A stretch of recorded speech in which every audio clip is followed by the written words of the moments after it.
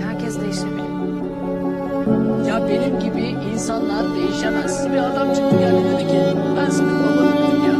Dedim artık tamam babam var. Diyoruz çocuk aklımda soruyorum ben şimdi biz niye hastaneye gidiyoruz ya? Bir şey anlamadım.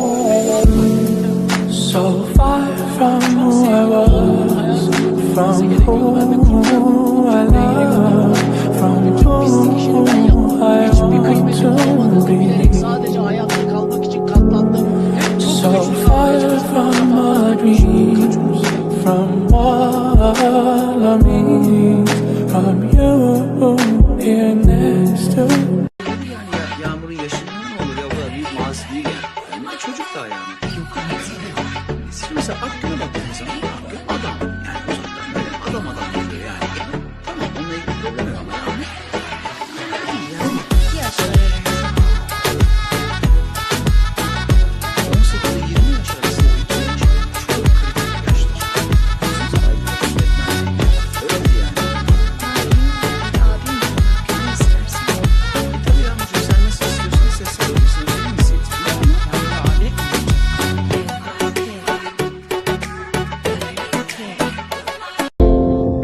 Kerem'le toplarım. Kerem'le toplarsın. Neden? Kerem'le çok eğleniyorum.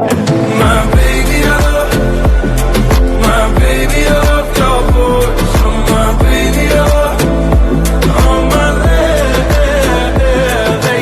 baby love, oh my baby love, your voice, oh my baby love.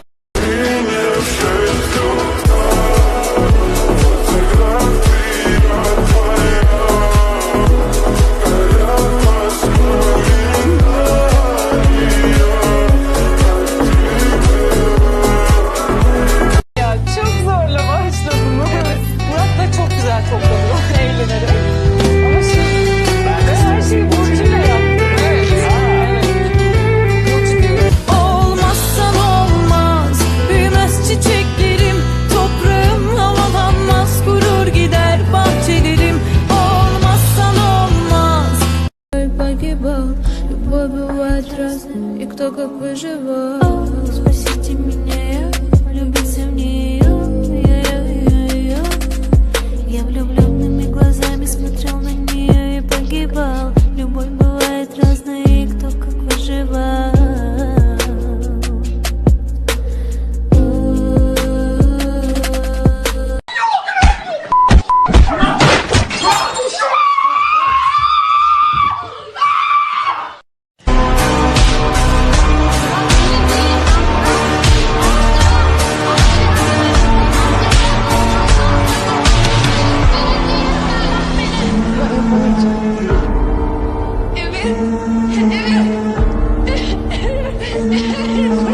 Sakin.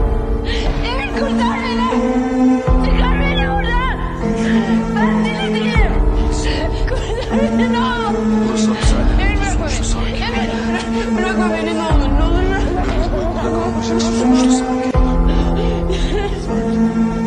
Ben Kemal senden nefret ediyorum. Nefret ediyorum.